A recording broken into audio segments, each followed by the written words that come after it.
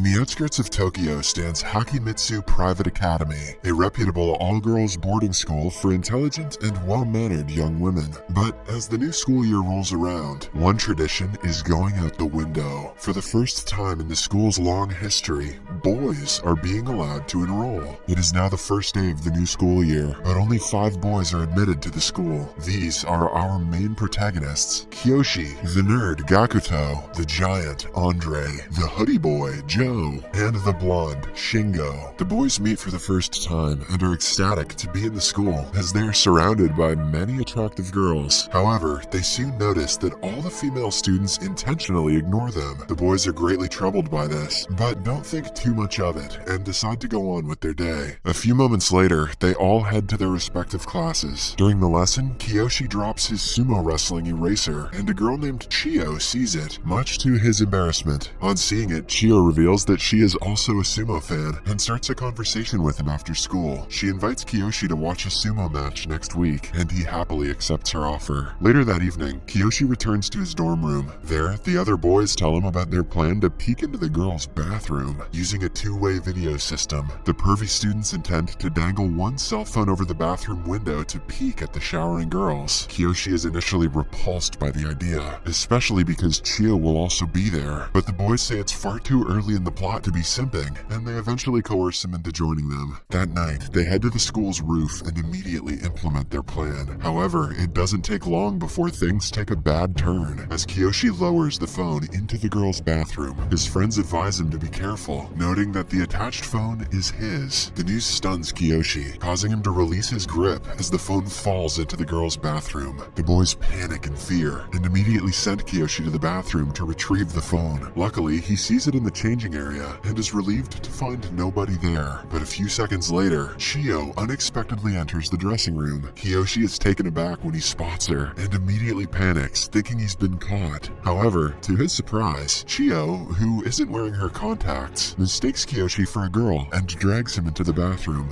There, Chiyo discovers why most of the girls aren't talking to the guys. It turns out that a student association known as the Underground School Council, or the USC, had passed a law forbidding girls to interact with the 5 boys. Although the new chairman has allowed male students to enroll, the USC doesn't like the new decision and intends to keep things as they have always been. Meanwhile, back on the roof, the vice president of the USC, Maiko, and the secretary, Hana, discover the 4 pervy boys and realize what they are up to. The duo strips the boys and ties them up in the assembly hall for the entire school to see. The USC says that the girls can't talk to the boys, but they didn't say anything about looking at their peepees. Kiyoshi gets wind of this and leaves the bathroom as he hides outside the hall, waiting for his peers to get punished. A few minutes later, Mary, the president of the council, finds and drags him to the stage to join the rest of the boys. The next morning, the case is reported, and the boys are duly punished for their crimes. For their delinquent behavior, they receive an ultimatum from the USC to stay 1 month in the school prison or be expelled. Left with no better alternative, they accept imprisonment. On the first day of their sentence, they are warned against escaping from the prison, as that would add an extra month to their sentence. Furthermore, they will be permanently expelled if they attempt 3 or more prison breaks. The boys are petrified to hear this, and make a mental note to never escape from their cell. In the following weeks, the boys live in subpar conditions. They are tasked with hard labor in prison, and their punishment is overseen by Maiko, alongside the rest of the council executives. The next day, while working, Kiyoshi spots Chiyo leaning on a class window. He seizes the opportunity and talks to her as he apologizes for his bad behavior. Chiyo is pleased to hear his apology and accepts it. Later that day, she once again invites him to watch a sumo tournament and shows him a book containing details of the time and location of the event. Kiyoshi accepts her invitation, which delights Chiyo as she enthusiastically bids him goodbye. When she leaves, Kiyoshi immediately realizes that he is in a dilemma as they are not given any free time in prison. Despite this, he plans to go regardless of the cost and brainstorms feasible plans to successfully conduct a prison break. He eventually settles on one and decides to make a hole in the school wall as an escape route. Kiyoshi begins digging a hole in the wall and tries his best to be discreet. However, despite his best efforts, the nerdy Gakuto finds out about his plan. Kiyoshi assumes that Gakuto would snitch on him and instantly begins to panic. But, on the contrary, Gakuto eases his fears and reveals that he will aid his escape plan. The nerd explains that the day of Kiyoshi's Kiyoshi's rendezvous with Chiyo is also a special date for him, as a rare comic convention is scheduled to be held. That sounds way better than sumo. Hence, in return for his help, Gakuto coerces Kiyoshi to buy him a limited edition figurine set from the convention. Kiyoshi agrees to his request, prompting Gakuto to offer a more strategic plan. The nerd suggests that Kiyoshi escape on the scheduled day by dressing up as a girl and walking through the front gate. Kiyoshi buys the idea, and the duo craftily steals a girl's uniform from the school's laundry vehicle. Next, Gakuto intentionally provokes Mako and gets her to cut his hair as punishment. Using his severed hair, he makes a ponytail wig for Kiyoshi to aid his disguise. Finally, they also get an MP3 sound of a person farting to use as a cover when he leaves the prison. Eventually, the day of the breakout finally arrives. Kiyoshi enters the toilet, changes into the girl's uniform, and dons the wig. When he's done, he leaves the speaker with the pooping sound on the toilet seat and exits the school premises. This guy's not exactly Ferris Bueller, but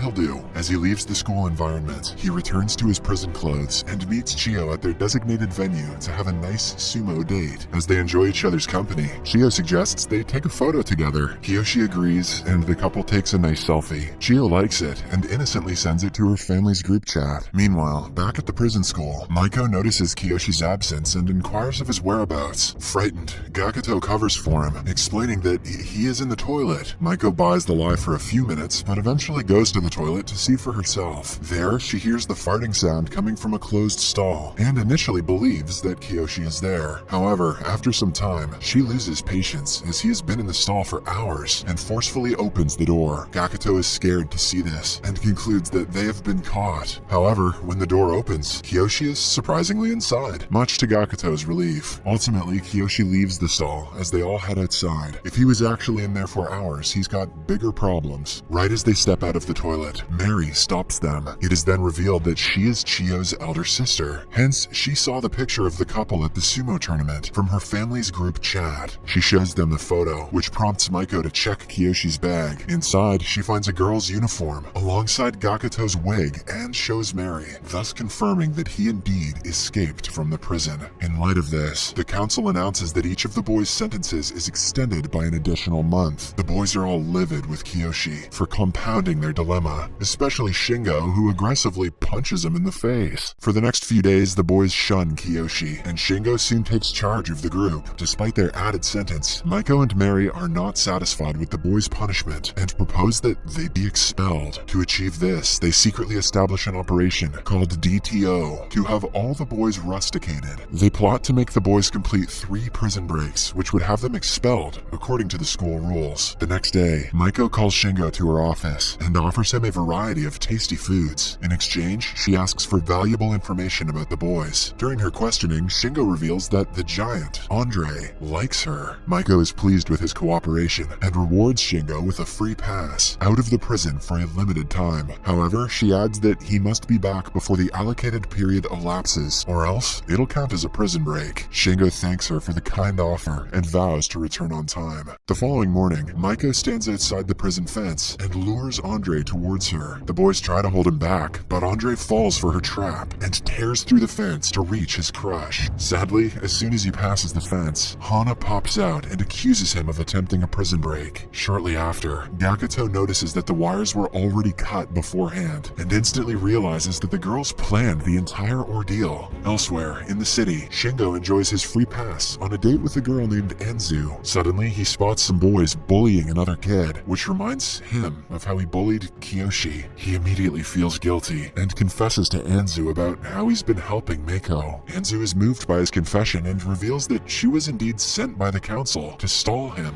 Hearing this, Shingo realizes that there's just 5 minutes left until his free time elapses and instantly races to the school. Sadly, he misses the deadline by seconds, and his late arrival is counted as yet another prison break, thus bringing their tally to a total of 3 and consequently resulting in expulsion. The boys are then brought before the school's chairman to answer for their crimes. A few moments later, Chiyo gets word of their imminent expulsion and barges into the chairman's office to defend them. She accuses the USC of setting the boys up, but Mary denies it, citing that she has no proof to support her claims. Due to the lack of evidence, the chairman agrees to expel the boys in 3 days after he signs the necessary paperwork. The boys are downcast by the declaration and ultimately return to their prison cell. There, Shingo reveals his betrayal to the group and and asks for their forgiveness. The boys quickly reconcile with him and begin brainstorming ideas to prove that they were indeed set up. Right then, Shingo recalls seeing an email in the USC office with the codename DTO, which is the same name the USC used for their operation. He infers that the email may contain valuable information that could suffice as evidence. Gakuto approves of his idea and proposes a plan to break into the USC office by stealing the key from Maiko. The next day, the boys lure Maiko into arm wrestling with them. While she battles Kiyoshi, Gakuto knocks the table down and uses the opportunity to quietly steal her keys. The boys eventually reassemble the table, and Maiko continues wrestling them, while Gakuto heads to her office to find the mail. There, he discovers that the mail has been deleted and begins downloading an email restoration software to recover it. Back at the cell, Maiko successfully defeats all the boys and prepares to leave. She searches her jacket and realizes that her keys are lost. However, Gakuto arrives just in time and hands her the keys, pretending they had fallen to the floor. Thankfully, the boys are safe from Maiko and her jacked arms. But once she leaves, Gakuto reveals that he only installed the software and didn't have time to fully recover the mail. The boys are devastated to hear this and cry themselves to sleep that night. However, they do not lose hope and remain determined to prove their innocence and halt their expulsion.